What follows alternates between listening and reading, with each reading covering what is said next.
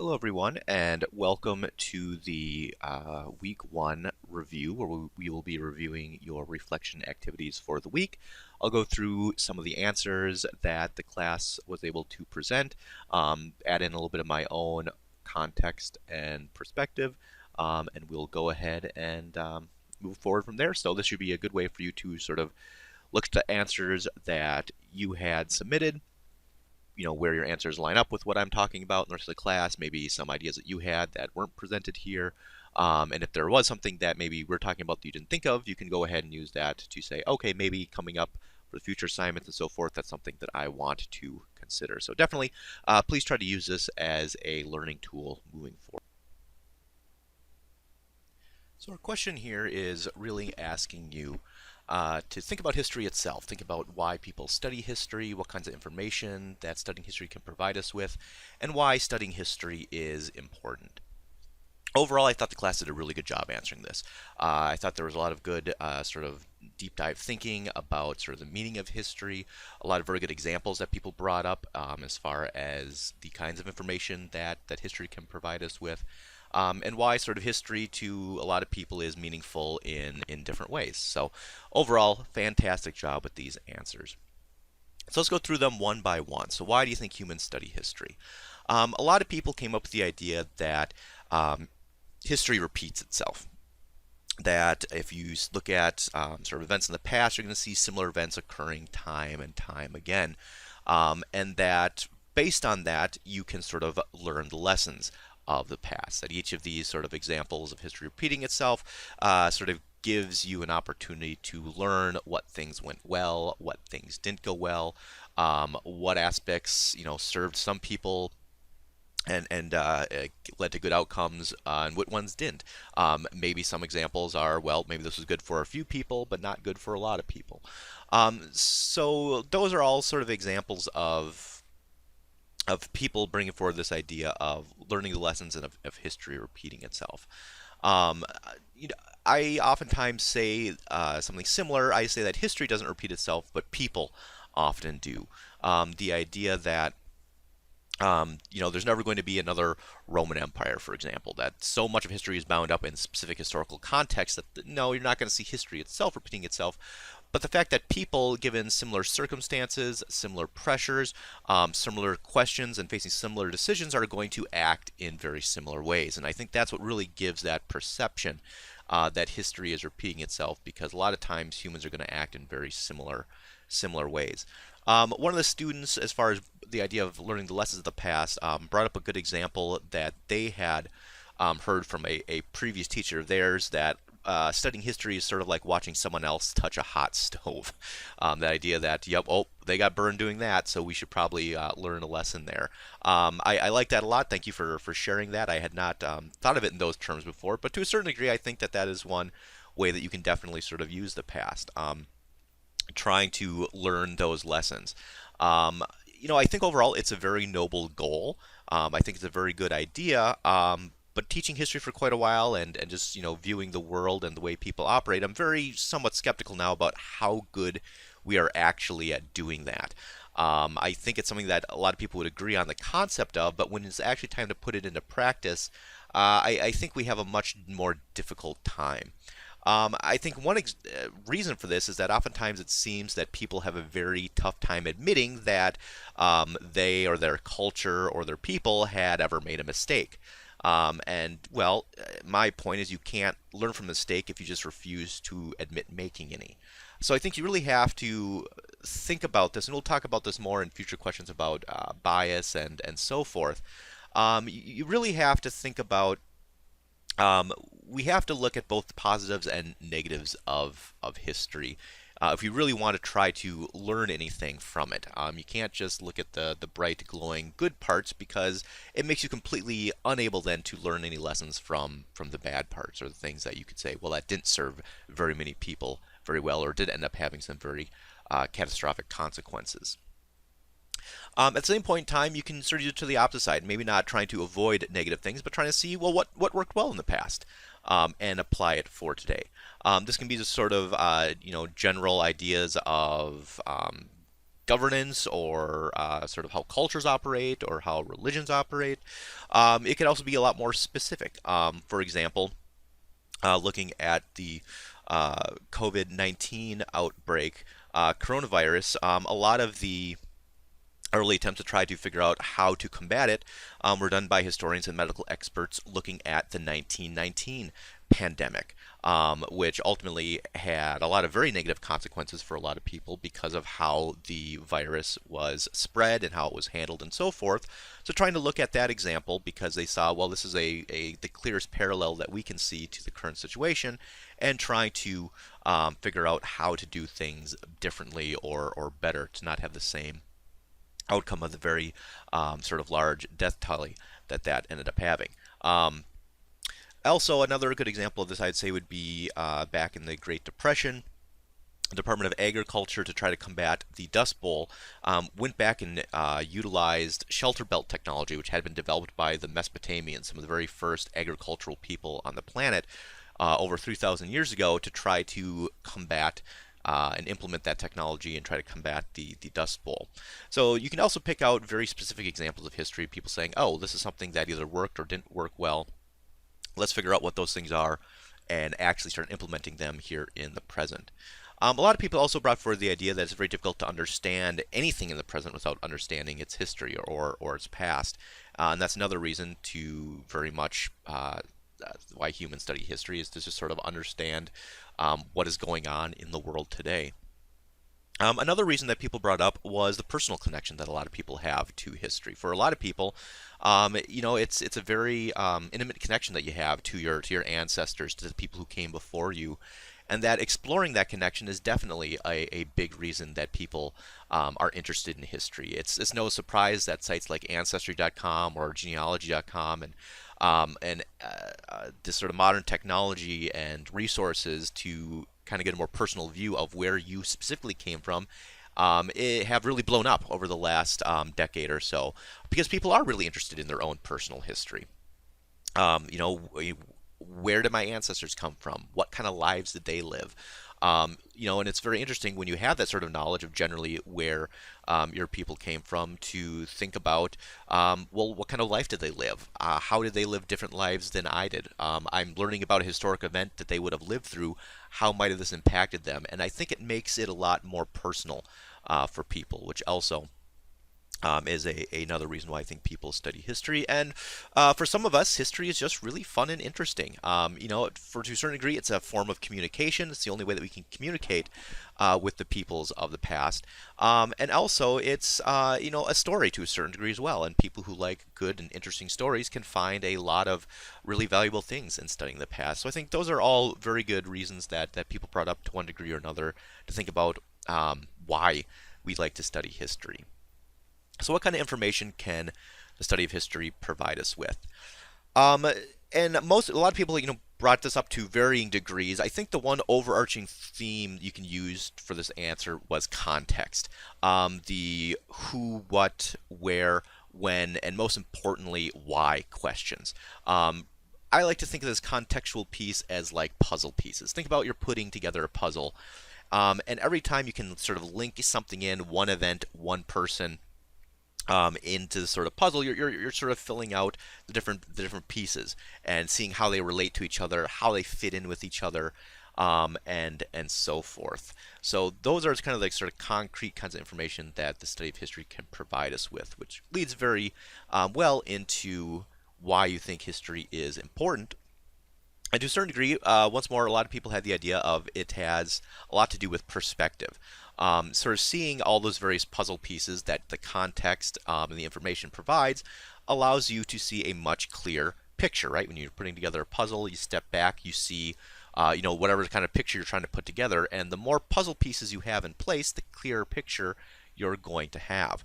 And I think to a certain degree, it's impossible to understand the world that we live in today without understanding the past. That you're not going to be able to look at any people, any location, any conflict, and have a real clear idea of what's going on, why it is formed, and taking it forward from there, how to possibly find solutions if you don't have some concept of how we got to the point where we are today.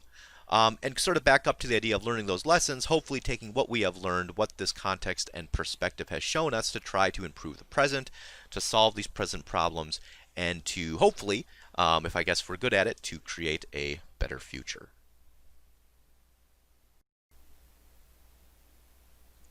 For our next question, I'd like to thank everyone for just taking a really good look at yourselves, um, your culture, your beliefs, and trying to acknowledge how that is going to be forming some of the biases that you are coming into the semester with. Um, as you talked about in the video and in the notes on history, everyone has bias. It's nothing to be ashamed of, even though kind of the term bias has a rather negative connotation. It's just something that simply exists, just as like we've all been enculturated into a particular culture, of particular beliefs. We've come up with some of our own ideas as we move through life. These are all things that are going to be impacting the way that we just perceive the world around them. So it's completely natural. So thank you so much for taking the time to think about some of these going into the semester. To a large degree, just simply acknowledging what helps inform your perception of the world goes a really long way to identifying your bias. A lot of you identify just how your gender, ethnicity, religion, political views, sexual orientation, health, and age, they all factor into how we perceive the world around us, and invariably then are going to impact how we perceive the past. One good example that some of you brought up was that just living in our current time period with the internet and cell phones and all the modern technology we have can really impact how we view the past. It can be really difficult, especially for people who grew up with all of these things around them and at their fingertips, to think about how people even survived before all these modern conveniences. And that really need to take that into account when considering the past, because perhaps past decisions might seem very odd to us today, whereas maybe they'd make very much sense within the context of not having sort of the same access to communication and information communication that we have today. I think a lot of times the idea of miscommunications which occurred in history can seem somewhat odd to students today, simply because a lot of times those things could be cleared up with an easy phone call or text message or something like that, and realizing that, well, no, Julius Caesar couldn't simply text his friends in Rome and see if there was a plot out to get him, so he had to instead bring his entire army along with him, is something that, you just have to get into that mindset that the world that we live in today is very different than the world that most of the people we are going to be studying throughout the semester have lived in, and that certainly is going to impact the way that we view them, but it's something I think that once more we just have to very much keep in mind. So moving into the semester, just remember a couple things about bias. First of all, everyone has a bias, and that being aware of your biases is an important aspect in determining how you are learning about the past. And while you cannot and should not try to eliminate your biases, neither should you allow them to hinder your ability to learn. Um, Rather, purposely thinking about how your biases are causing you to react to and think about the information can be a really powerful tool. So just the more aware of your own biases you are, the more I think you can be in tune with why and how you're learning the information. Um, at the same point in time, our perspectives are always changing and they're always evolving as we receive more information. That just happens in anything in our daily life. So don't be afraid if you find some of your perceptions changing, as that is really a natural part of learning and the learning process.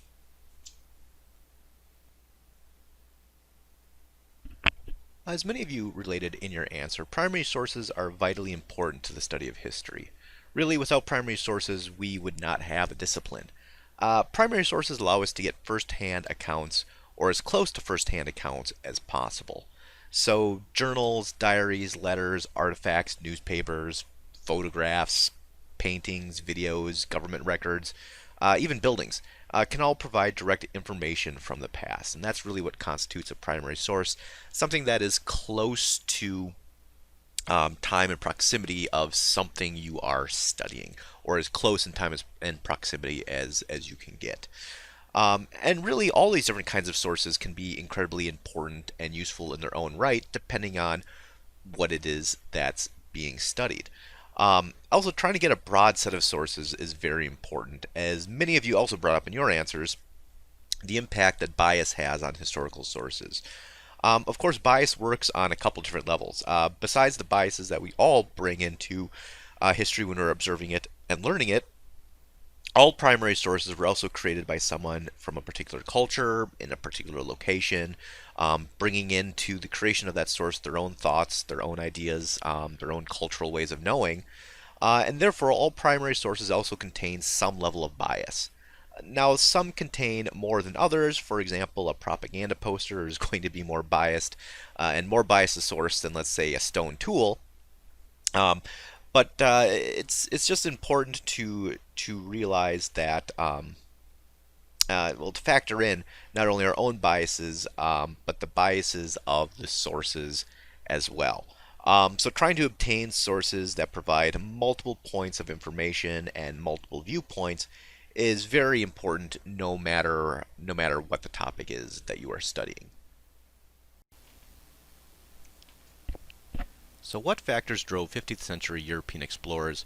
What was the motivation for their explorations, and what made their voyages possible?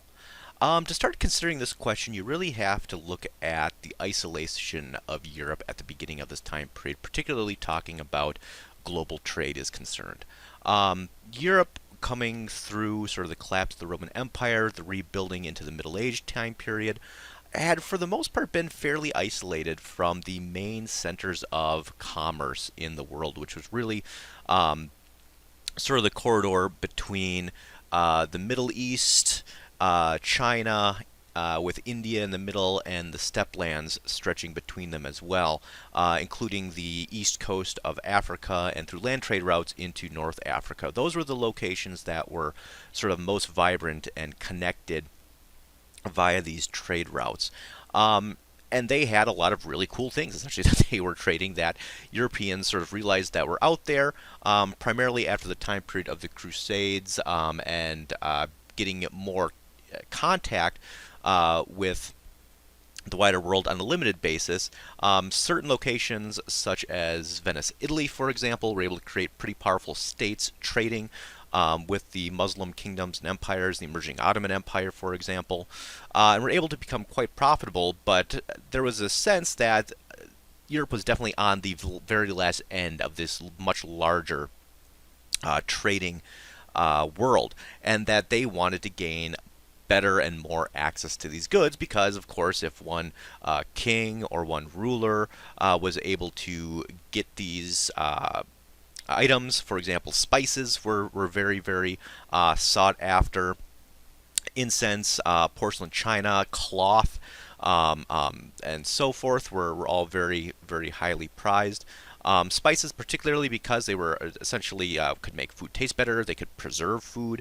It was seen as a status symbol, and that if they could gain access to these goods before anyone else, they could make a huge amount of profit.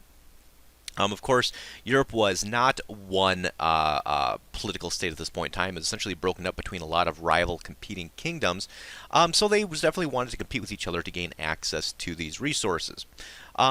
If you look at the very first attempts to, for example, sail around the Cape of Good Hope in Africa by the Portuguese, the main intent was to try to tap into these trading networks.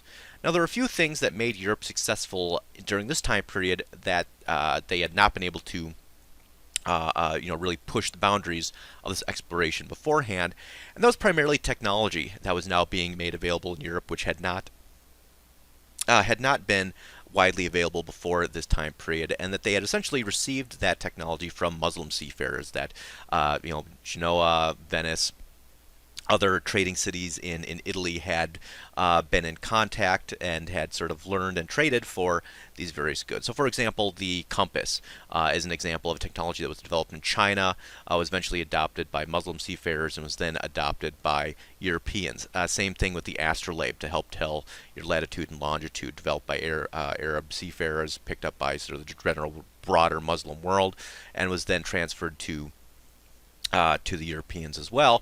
And these are really what's going to help them start navigating larger distances, as well as the invention of the caravel, the lateen sail to help tack into the wind. All these are going to make the expansion of seafaring possible. Um, the end result of being able to tap into these trade networks, as the Portuguese are successful and able to do, is great profit.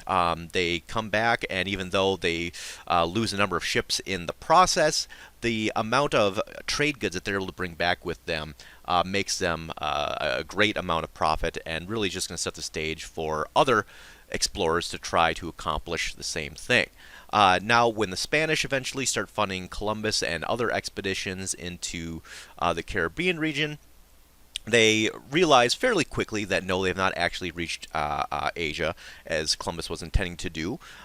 They have instead essentially found a new location, but that there was some evidence that there could be some gold available. So, once more, profit seems to be a huge motivating factor in these explorations, as very quickly they try to start exploiting the American Indian populations of these islands and eventually the mainland to try to find and accumulate as much of this sort of hard material wealth as they can. Of course, along the coast of Africa, they begin to trade with the African kingdoms along the coast for enslaved individuals, which they realize they can start using on plantations to get profit that way. But to one degree or another, most of these motivations are economic motivations. That they're very much coming down to these countries trying to expand their own wealth, and what they find and the methods that they use to accumulate wealth, while very unscrupulous, I would say, that's always their sort of main goal. A lot of people brought up the idea of religion as being a main factor, and I'm going to say you're not wrong in this, but I wouldn't say it's the primary factor. Of course, one of the reasons why Ferdinand and Isabella wanted to fund Columbus was to try to launch another crusade, which would have ended horribly because the Ottoman Empire was far stronger than Europe at this point in time.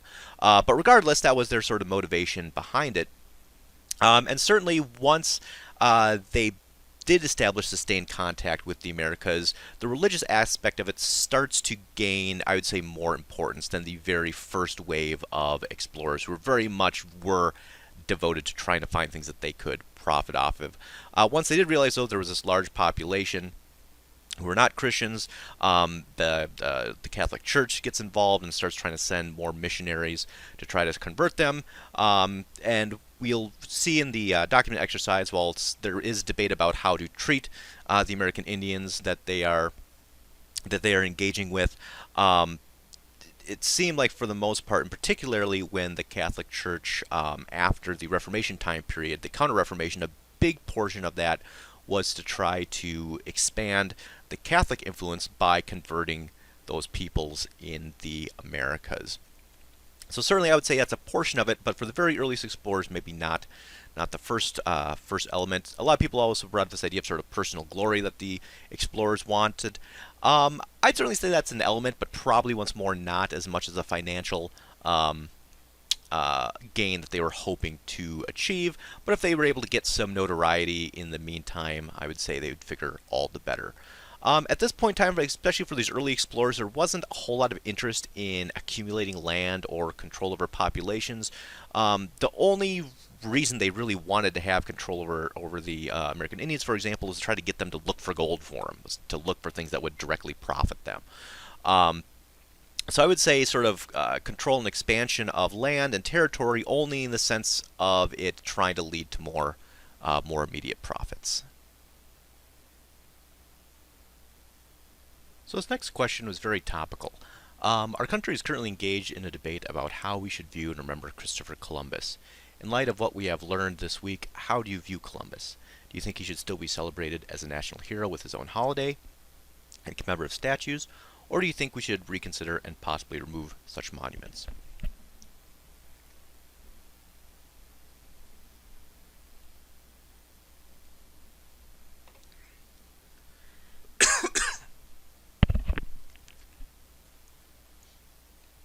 I really love the thought that a lot of you put into this question.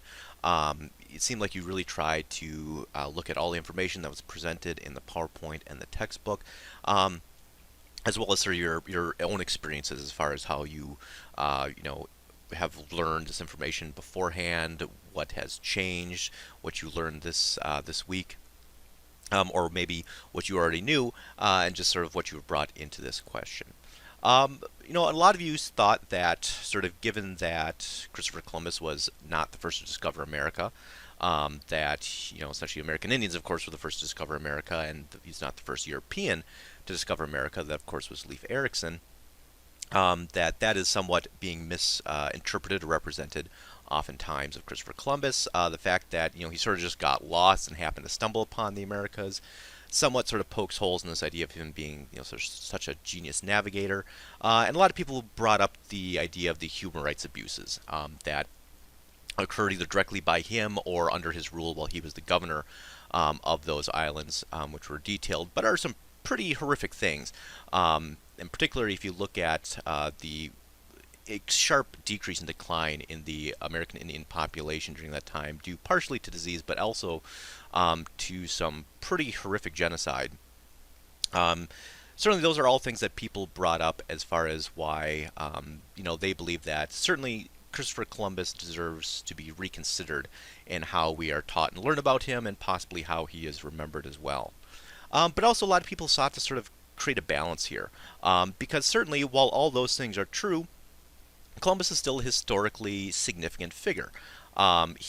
Though he wasn't the first to discover America, he was the first to essentially lead the expedition that established sustained contact, and that's sort of the key, right? Where a lot of the things that are going to be coming after this were only made possible by that sustained contact between European and the Americas. That the first expedition from Leif Erikson, that was never established. It was a small community that was abandoned fairly quickly. There was never a large go-between between the Americas and Eurasia. Certainly after Columbus's expedition, that does happen. Also, in order to launch this expedition, Christopher Columbus had to be fairly intelligent as far as how he went about funding it. And also he had to be fairly brave and have knowledge of seafaring to get as far as he did across the Atlantic Ocean. So people are really trying to find a way and think about how can we kind of create a balance between these two ideas, the historical significance versus the fact that maybe he certainly was not as great as a person as we've come to believe, and maybe did not accomplish all those things to the level that we were originally taught. And particularly when you start getting down to the idea of monuments and the celebration, the national holiday that we still have for him, a lot of people said that they would be okay with doing away with those, or certainly trying to recontextualize them in some way. There was a sense from a lot of people they don't want to erase history, and that somehow targeting monuments or Columbus Day would be just trying to erase history in general. Which is somewhat confusing to me because, monuments aren't history, and national holiday isn't history. Certainly, I don't think anyone's arguing that Columbus shouldn't be taught in the classroom. He shouldn't be taught in college classes like this. I don't think anyone's really saying that he should be forgotten. And I think it sort of brings up the point of the purpose of a lot of these monuments and the holiday. The purpose of these monuments when they were created, and the purpose for which they were created, wasn't information. It wasn't to inform people that, hey, this guy exists and these are the realistic things he did. The purpose was for glorification, to say that this is a great individual that we should aspire to be like. And I think that's where a lot of the criticism does warrant some idea of what we should do with these monuments and so forth. A lot of people brought up Howard Zinn's discussion on this and how he said, well, maybe you shouldn't take down the monuments, but there should be some way to at least use them to create a broader discussion. I had one person create the suggestion that maybe we should put up another statue next to the heroic looking one of him committing some sort of crime or doing something not so glorious, which I don't know if that's necessarily the way to go, but certainly I think one of the problems that a lot of people have with the monuments is that they do only tell that one side of history, right? That it's not a complete holistic side, and trying to struggle to find a way to present that and not just having these monuments there as a glorification. One more item that was brought up by a lot of people is this idea that we shouldn't judge Christopher Columbus by our modern perspective, that he was a person of his time, that it could have been any number of people from Europe who came to the Americas and they would have behaved in a similar way because sort of the ethics of medieval Europe were different than our own modern times. And I think that's sort of a dangerous and slippery slope to go down, particularly because what you're doing is essentially confirming that the only viewpoint that matters is the viewpoint of Europeans. Because that viewpoint, as much as you want to say that, well, it was just part of Christopher Columbus's culture and society and how he was raised to look down on people of a different religion and people who were looked different than him.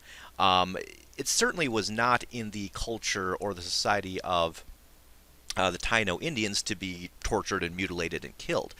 They certainly would have been making a judgment about Christopher Columbus, and it would have been very different than the people in Europe would have been making. So when you say that we can't sort of judge him by a modern perspective, what you're really saying is you only want to judge him by one cultural perspective, the European cultural perspective in history, and not accounting for how he would have been viewed and interpreted by other cultures around the world, and particularly those who he would have been most impactful of. So just something to think about and consider. So looking at the list of food dishes that I asked you to create, looking at a combination of food that came both from the Eastern and Western hemispheres, and really the point of this exercise was to sort of think about how much of the food we eat and enjoy today was only made possible by this exchange. First of all, just to make sure that we're all clear, because there seemed to be a little bit of confusion, the Columbian Exchange doesn't really actually refer to Christopher Columbus himself.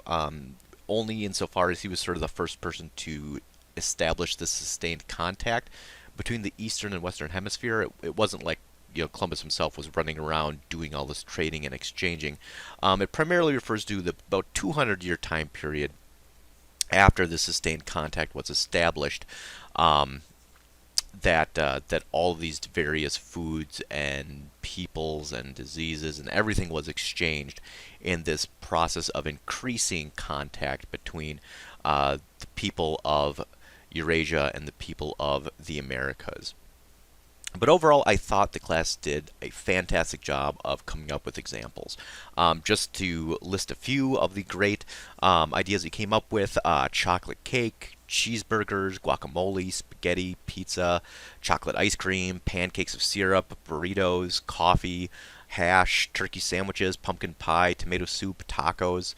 The list goes on, and even though it seemed like 20 dishes was going to be a lot, I have a feeling that you found it relatively more easy than you would think to come up with all the various ways that the food that we eat today has been impacted and influenced by this exchange. It's also important to note that not only is it important because of sort of the variety that starts to be spread around the world, this exchange ultimately has some very important impacts on population levels.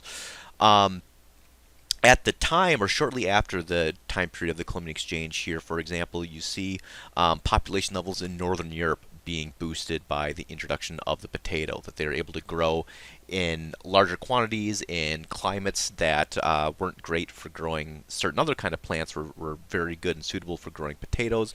And potatoes, if eaten in high enough quantity, you can pretty much just survive off of eating just potatoes. They are so sort of rich in nutrients. Might not be a very interesting way to survive, but it gets you a long ways towards those nutrition requirements simply eating potatoes. So the fact that they're introduced into Northern Europe and is suddenly the sort of superfood ultimately ends up boosting the population levels in places like Scotland, Ireland, Scandinavia. And you see a very similar thing happening with population levels in China. That's sort of by this time period, by the late 16th, early 17th century, most of the arable land in China had already been used up for agriculture. But the introduction of crops such as sweet potatoes and maize, which is sort of essentially corn, made that there was land that was not suitable for sort of the traditional millet and so forth that was being grown in China. Rice and millet sort of being their two main early staples, but by then supplementing those with sweet potatoes and this sort of maize, early version of corn, you see the population in China starting to spike after the introduction and trade with these plants. So very much at the time period has a large impact on population levels. And that's only going to increase as time goes on, because if you look at the modern world we live in today, the only way that we're able to sustain our modern population levels is through this exchange, really. If you look at where the majority of the world's food is grown and what that food is, for example, if you look at the majority of the grains and the wheat that are grown in the world, a lot of it's grown right here in the United States, which of course is in the New World. And if those none of those grains, whether it's wheat or barley or oats. None of that was native to the Americas. It all came from Eurasia. As well as if you think about all the large land animals that we eat and consume, all of those were also from Eurasia, grown in the United States, and is now shipped throughout the United States and also in certain cases throughout the world.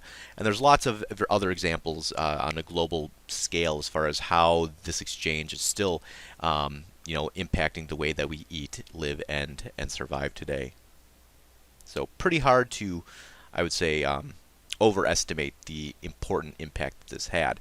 Of course, looking on to our future question here, there's definitely some negatives that come along with the Columbian Exchange, but it is important to note just how impactful and important these exchanging of these plants and crops really were.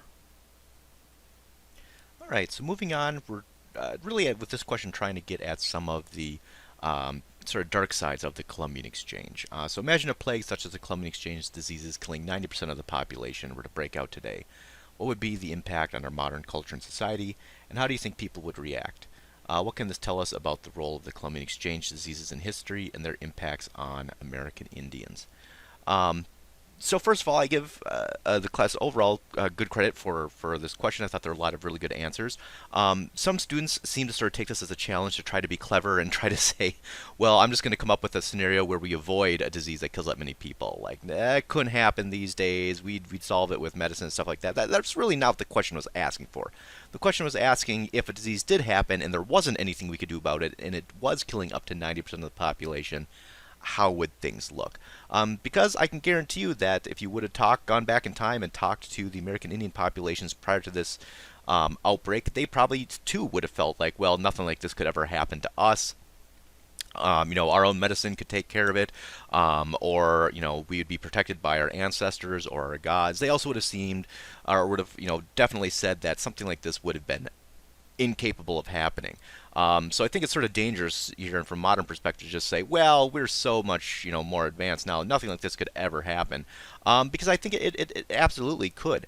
That's something that I think we have to certainly use the past to try to consider what some of the impacts might be, but also it's a good way to sort of think about how impactful this was to the peoples of the past.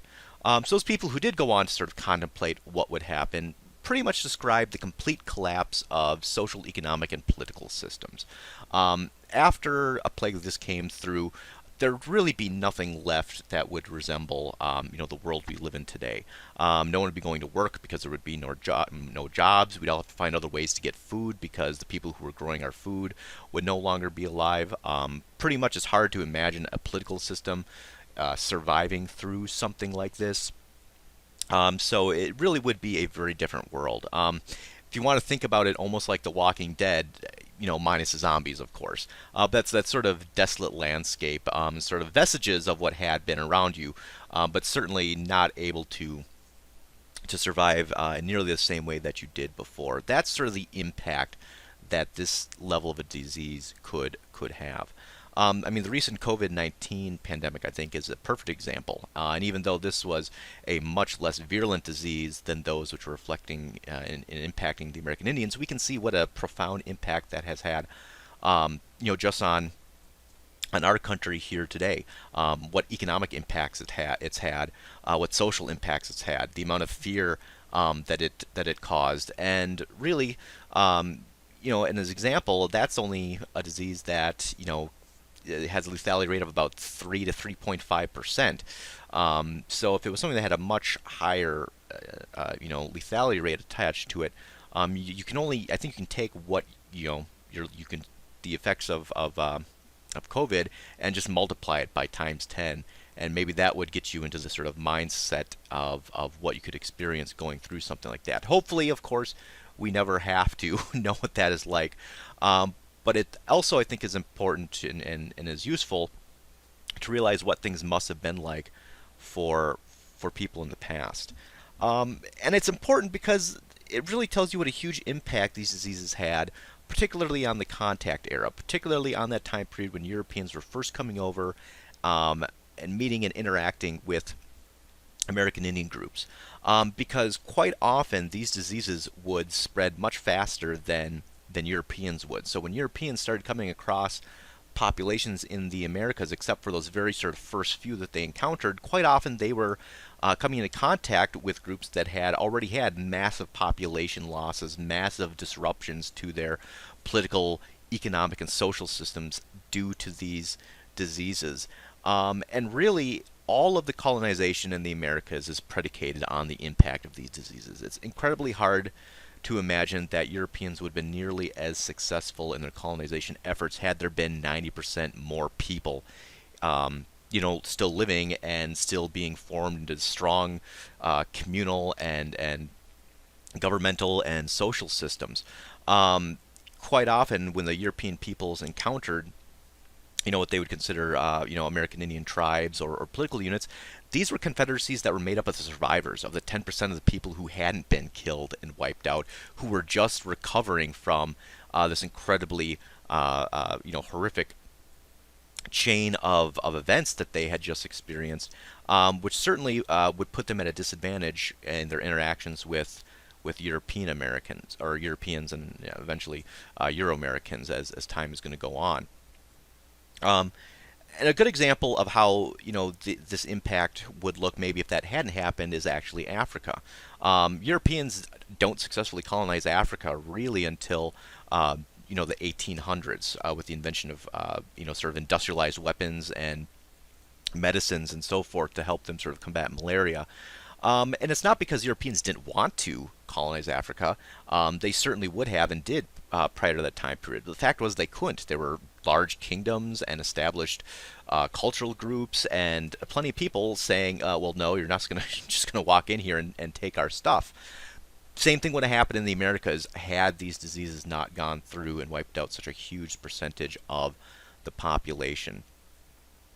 So I think the Columbian Exchange in general, you can certainly see is a really good example of how you can't just look at something in history and say, well, this thing is good or this thing is bad. Certainly, the Columbian Exchange has an incredibly impactful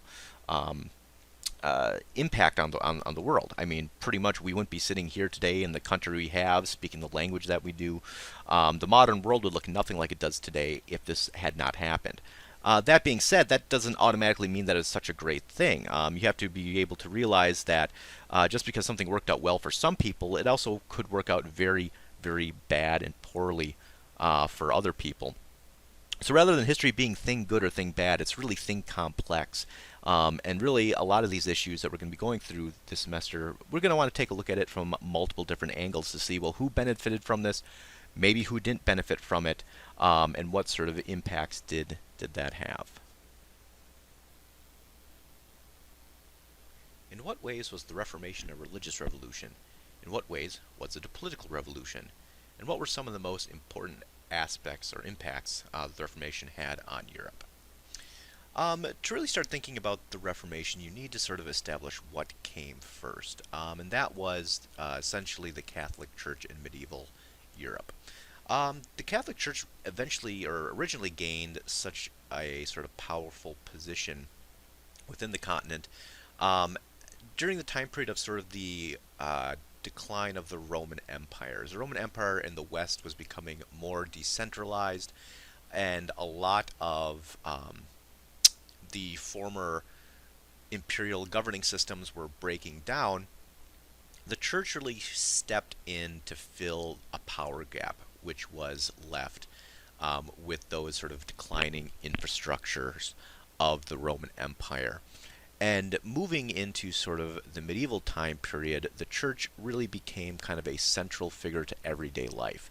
If you look at sort of the main sacraments of the church that people were supposed to sort of adhere to, essentially they were kind of the major touch points in people's lives was all supposed to be sort of funneled through sort of the church apparatus, whether it was baptism at birth, whether it was getting married, whether it was last rites before death. All of them were supposed to essentially, at all these very important parts of your life, were supposed to be sort of touching base with the church in some way, shape, or form.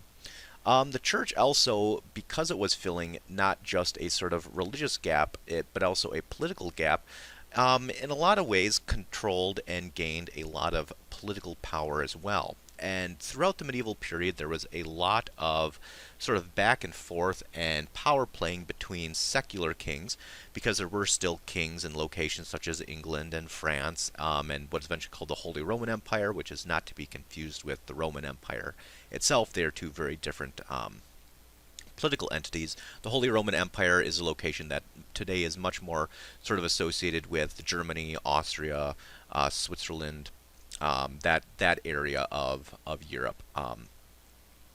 But anyways, so there was a lot of interplay and sort of competition going on between these secular rulers of these kingdoms and the Catholic Church, based in Rome, which to a certain degree was sort of in theory supposed to have political control over all the people who believed in Christianity, which was at this point in time most of Europe. Um, and the secular rulers trying to sort of get more of that power to themselves. And through most of the medieval time period, the church was fairly successful at hanging on to this power. Now, the church went in various waves, as far as sometimes it leaned more to the political side, got involved. Oftentimes, that would sometimes lead to a decline in their power, as people sort of saw them as more out for their own sort of personal interests rather than trying to actually fulfill their religious obligations.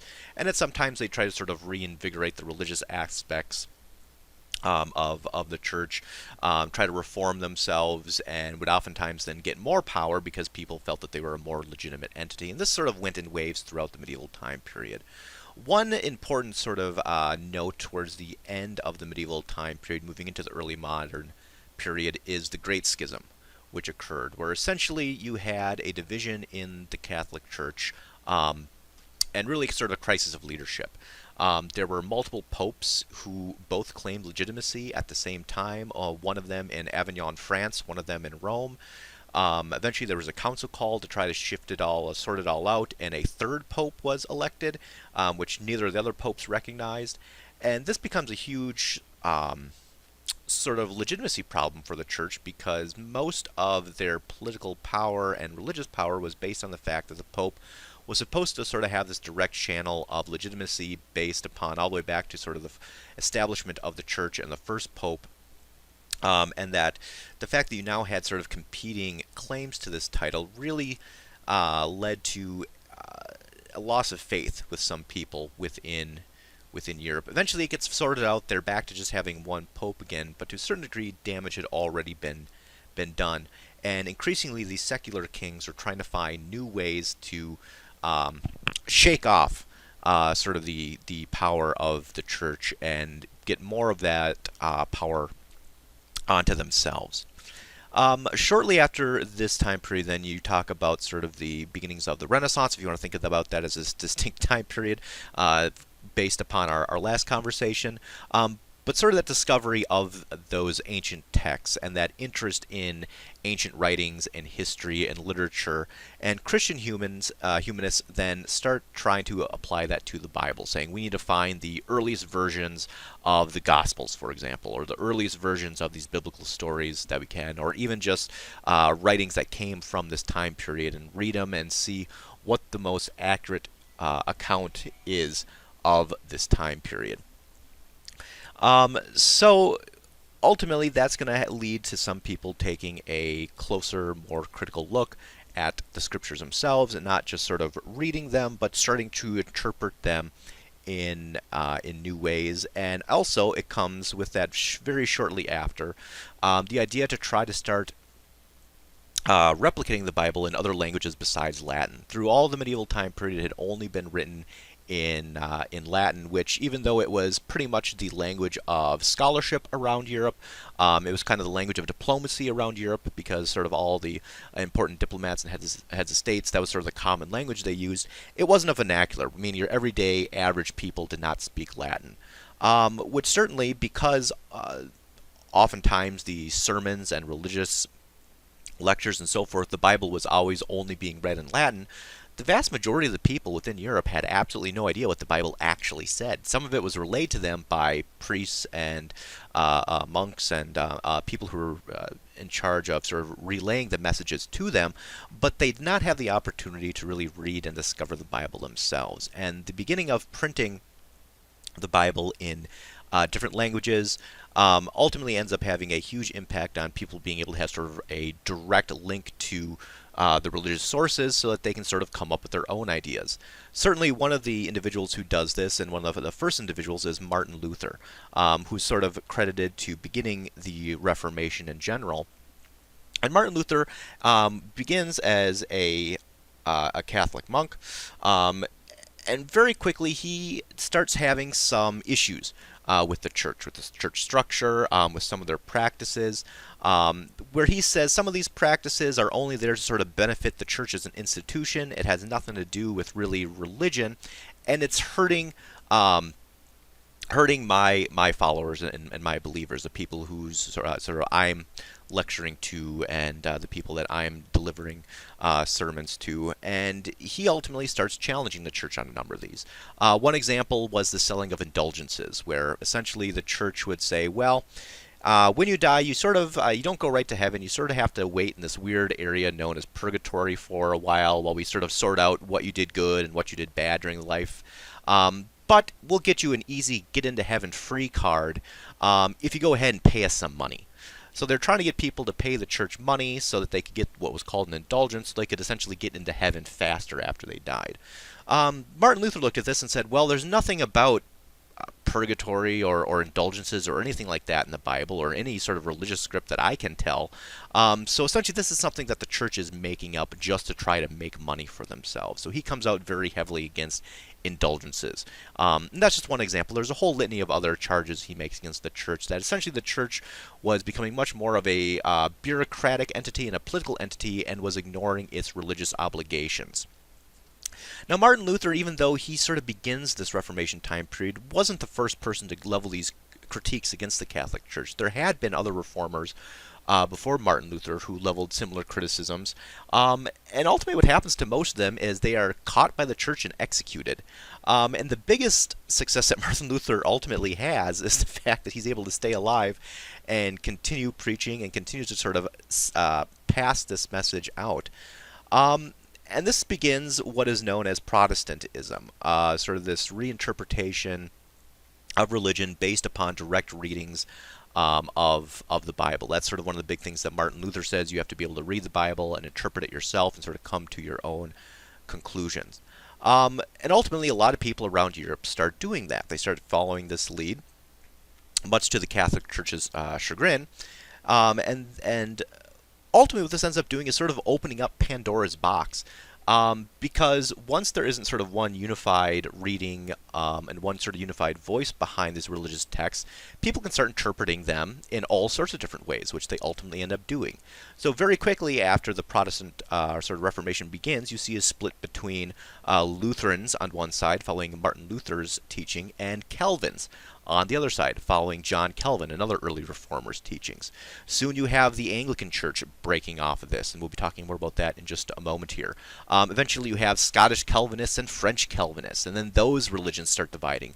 So if you want to look at sort of the modern landscape of religion and the Christian religion today, it's made up of thousands of different sects and denominations and subsects that really you can trace back to this time period, and essentially anyone who can read and interpret the Bible in a different way can essentially form their own sect of the religion and start teaching that aspect and that element of it, which is why you get to the thousands that we have in our modern time period. Of course, the Catholic Church doesn't go anywhere.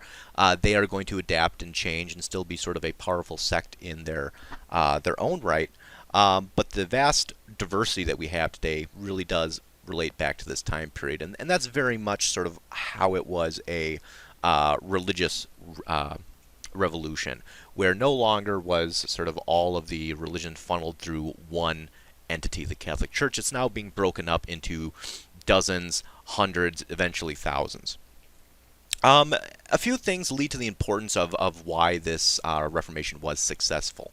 The first of all was the introduction of the printing press, the fact that you could print Bibles in these vernacular languages very fast, much faster than previously. Before the introduction of the printing press, anything you wanted to copy, you'd have to copy by hand, and it would take days and weeks and sometimes months to replicate one book. With the printing press, you could it'd be a matter of hours, and you could have a new a copy of a book. So literature starts becoming much more widespread. That has a huge impact in this religious revolution. It's also going to have a huge impact on the scientific revolution we'll be talking about in just a moment. The other thing that aids this particular revolution, where others had failed, was just how accepting secular rulers were and how they decided to start using Protestantism as a tool against the Catholic Church. And that's really where the Reformation becomes a political revolution, because a lot of the secular rulers who had been looking for quite a while on a way to wrest power away from the church realized that Protestantism was their avenue to do that. So, for example, very quickly you have Henry VIII of England saying, well, I want to get divorced from my wife. The Catholic Church isn't going to let me, so I'm going to take my ball, go home, and start my own religion, a better religion, which was the Anglican Church, which early on was the exact same thing as the Catholic Church. Henry VIII just set himself up as the head of the church rather than the Pope. Another example is that you have all these sort of feudal ties that bounded various regions to various lords and so forth. And a lot of times local rulers would use the adoption of a Protestant religion to try to break away from and separate themselves from whatever sort of feudal bonds that they had. So, for example, the Kingdom of Prussia breaks away from the Holy Roman Empire, gains more autonomy from the Holy Roman Empire by becoming very much devoted to Protestantism very early on in their history, and is able to use that to sort of start forming their own separate kingdom. And this is very beneficial because the first thing that the sort of lords of these regions do once they sort of declare themselves Protestantism is go in and take over all the churches with all their money and finances and gold within their region and set themselves up as the head of those new religions or as a big part of it, and is able to sort of accumulate the wealth that the church had for themselves. So it very much does tie into a growing political divide within Europe as well. So what are some of the most important impacts that the Reformation is going to have? One big, obviously, besides the religious revolutionary elements, is going to be the Counter-Reformation that the Church launches, because the Catholic Church realized that this was a huge problem. Without outright saying it, the Counter-Reformation was sort of them acknowledging, yeah, we've made a few mistakes. Here's how we're going to go about trying to fix it. So there is a sort of a redetermination to go back to the roots and the fundamentals of the religion, to actually make sure that they're trying to fulfill their religious obligations, to try to become sort of a less linked to politics. They never completely separate themselves from it, but trying to lessen that. And also trying to very much turn their view outwards. Because Spain stayed a Catholic country and Spain was so invested in the New World, one of the biggest elements of the Counter-Reformation was trying to convert American Indians and other people around the world to Catholicism to try to sort of offset the losses that Protestantism had incurred. Of course, the increased power in secular states is oftentimes tied to this as well, that you really see the launching of sort of that absolutism within these dynasties, a lot more power being funneled to the monarch because the power of the church was essentially diminished to a certain degree within the varying countries and states. You also see increased competition and war within Europe between these states, as some states stayed Catholic, some states turned Protestantism, and that was just essentially one more reason for these rulers to dislike each other, to go to war against one another, to compete with one another, and really sort of heightens the competition, which had always been there to a certain degree, but only brings it to new levels. A good example of this and how it actually gets very much tied into sort of society in general is the idea of witch hunts. Sort of contrary to popular belief, witch hunts really weren't conducted during the medieval time period. It really wasn't until the Reformation, where people sort of had this fear of Catholics or Protestants within their communities, that you start having people being accused of not just being a different religion, but tying in with worshiping the devil and being really terrible people that we need to sort of root out and kill. Of course, most of them were just innocent people who might have had some sort of medical issue, or for some reason were an outcast within society, which were going to be targeted by this. But you can really sort of view this new religious fear back to this Reformation time period. And of course, a lot of people had a much closer relationship with their religion after this time period. The fact that the Bible was opened up to new languages, people were reading it for the first time, interpreting it for the first time, and certainly the reforms that the Catholic Church is going to make, while not completely um, uh, going back on sort of the traditions of commitment to Latin and so forth, is going to have some of those same effects as, a lot of people within Europe actually become a lot more religious after this time period because of these various revolutions which were taking place, whether the Reformation or the Counter-Reformation.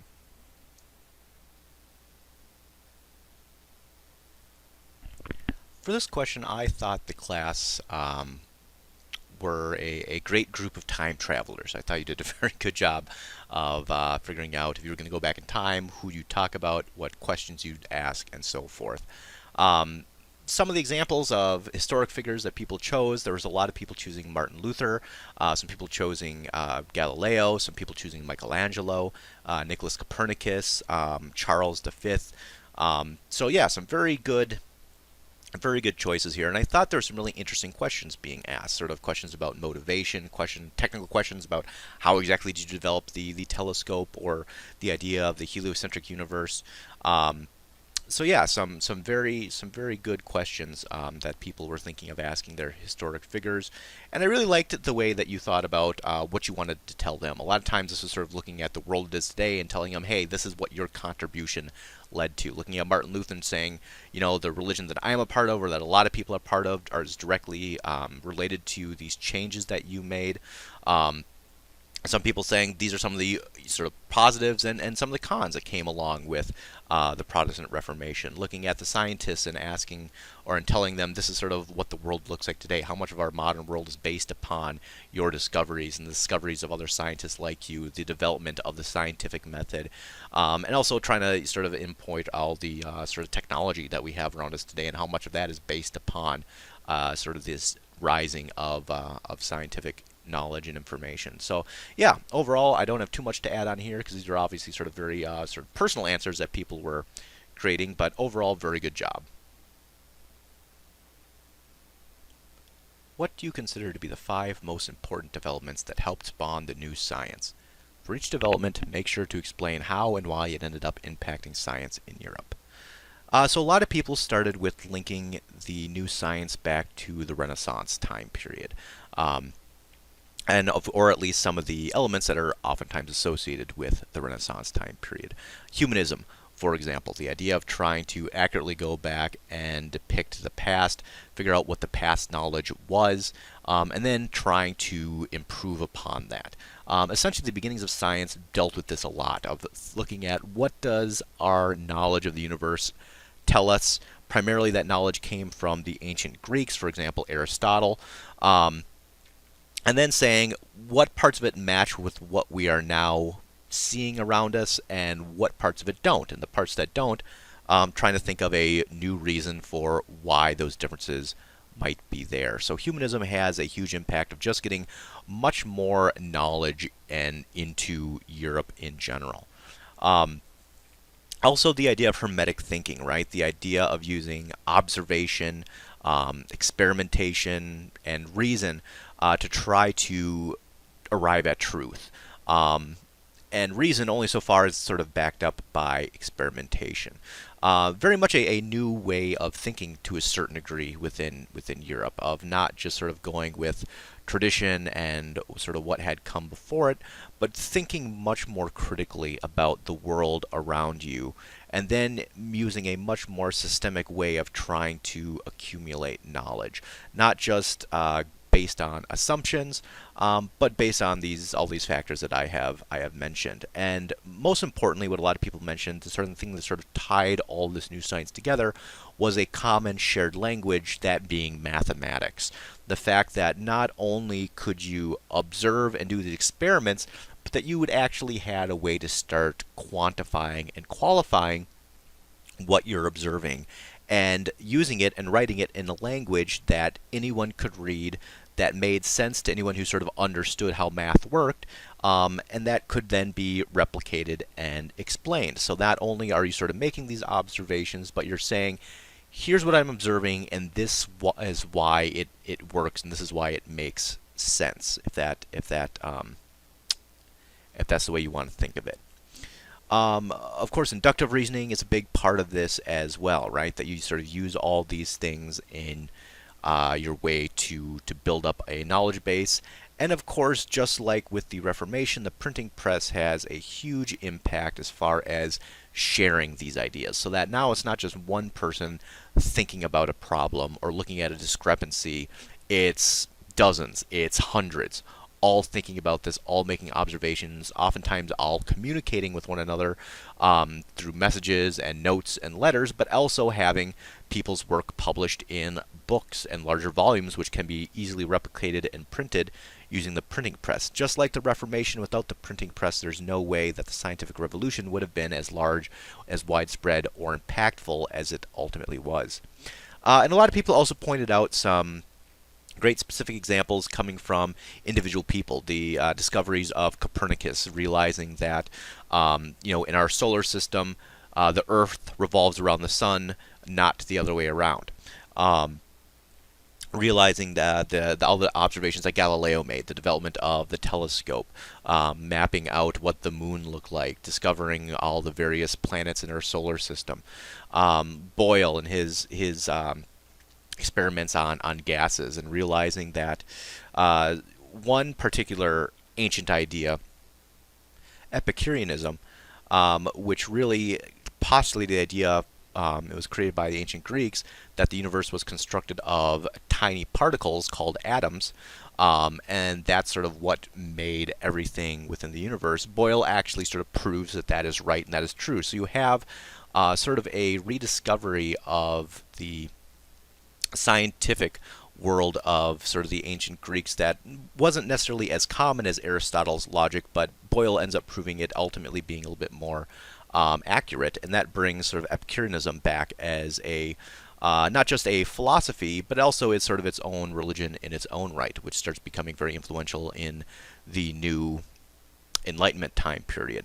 And of course, you have Bacon sort of formulating all these into the scientific method, saying we need a way that we can all sort of do the same process using this inductive reasoning and hermetic thinking, using observation and experimentation, making these experiments repeatable so that we can have once more sort of a common language that we can discuss the science in, and sort of codifying that becomes very important.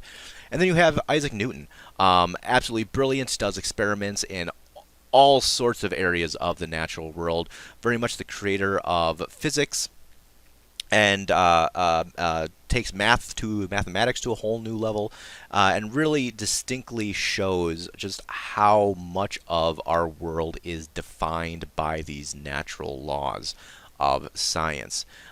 Very, very important things, and the class did a great job of sort of pointing out how all of these were very, very important discoveries in their own right.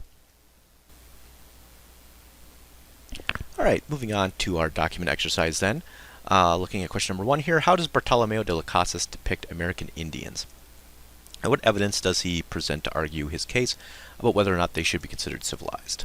And I thought the class did a great job of bringing in direct quotes to help answer this question. That pretty early on in the document, de las Casas really lays out that the American Indians that he was interacting with had established laws, economies, trade, city, culture, pretty much all the hallmarks that he would consider civilization. And almost he's saying if you want to create a checklist of what civilization is, the American Indians are going to check off all of those boxes.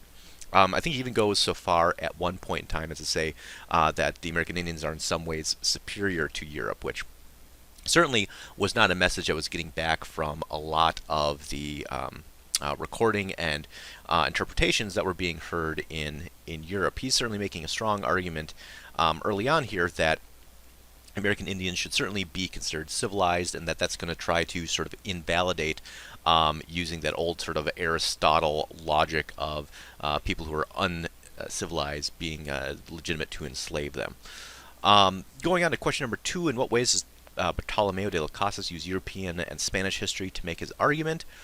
In this factor, he really starts using an example from Spanish history of when the peninsula of Spain was invaded by the Roman Empire to try to make his point, where essentially the Romans came in, conquered the Spanish peninsula in a similar way that he felt the Spanish were invading the land of the American Indians.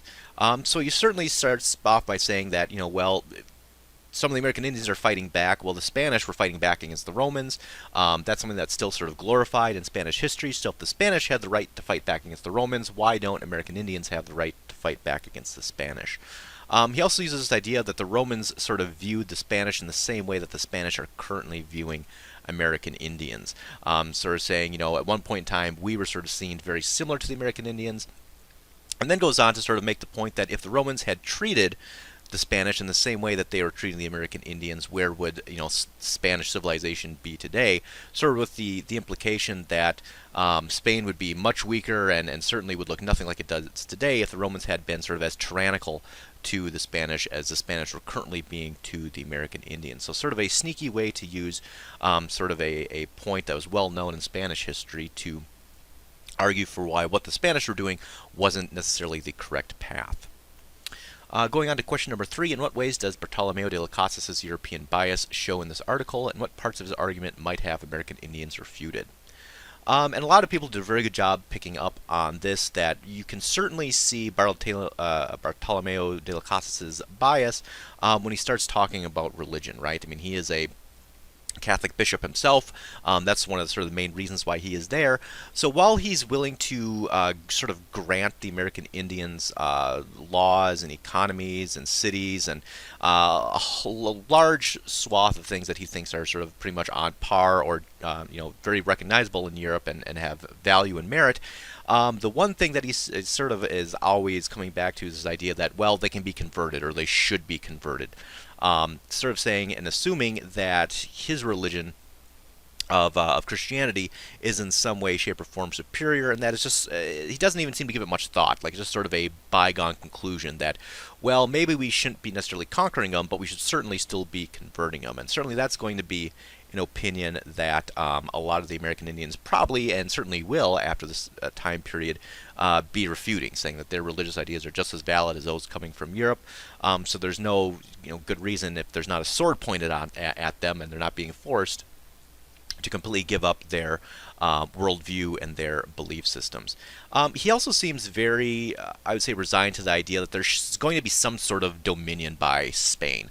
He's sort of not arguing that Spain shouldn't be there, that they shouldn't be conquering. He's more or less saying we shouldn't be enslaving them, that we can rule over them, but maybe we should be doing it in a less harmful manner. But he certainly is not saying that Spain doesn't deserve to be there at all and should sort of pull back and just give the land back to the American Indians, which of course a lot of the American Indians probably would have very much refuted as well, saying, no, this is our land, we've been here for centuries, get the hell out.